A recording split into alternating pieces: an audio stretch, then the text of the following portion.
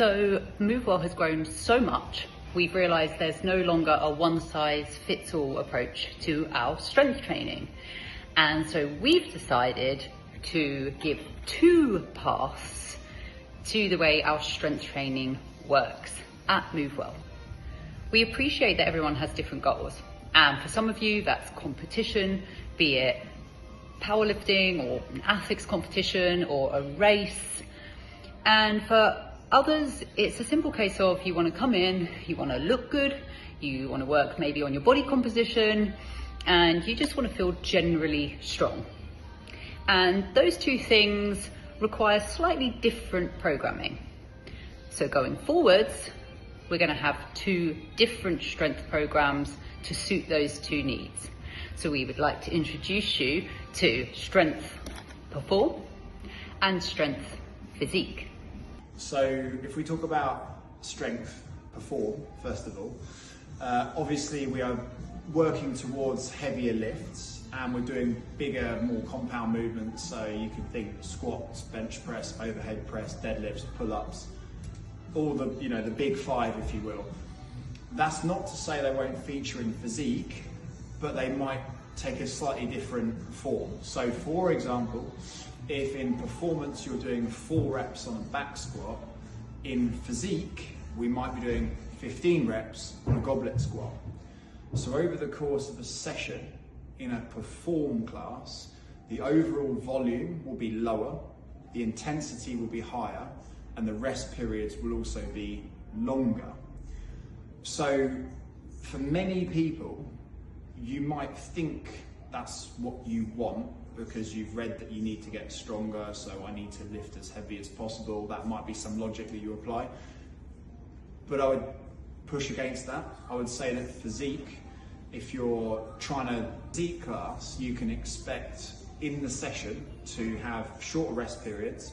So you might feel slightly sweaty, heart rate might be up a bit. You might feel more of a muscle pump because everything's going to be much higher repetition, much slower tempo. So you might have more pulsing and more pause reps, little techniques that make exercises ultimately hurt more for your own good. So if you've got a fear of heavy lifting, or you shouldn't axial load, or perhaps you're very new to weight training, then it's probably not appropriate. In fact, forget the word probably, it categorically is not appropriate that you should be doing a 2-rep max strict overhead press when you don't know what a strict overhead press even is.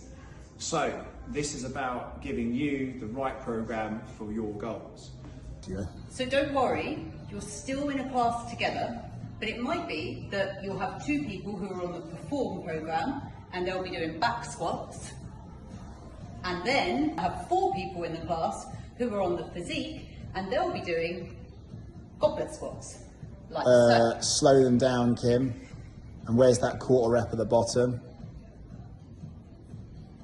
Give me 19 more reps, please. 18 more.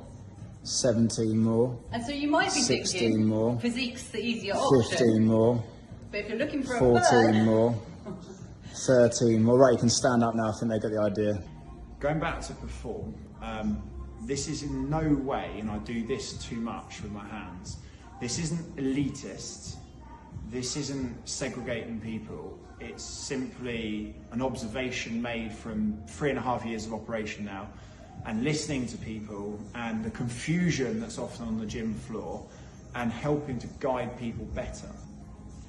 When it comes to attending a class, the TV screen will be showing strength physique, because the masses, the majority of our members, will be doing physique. If you are thinking about doing Perform and you're unsure about anything, then feel free to reach out. There will be prerequisites.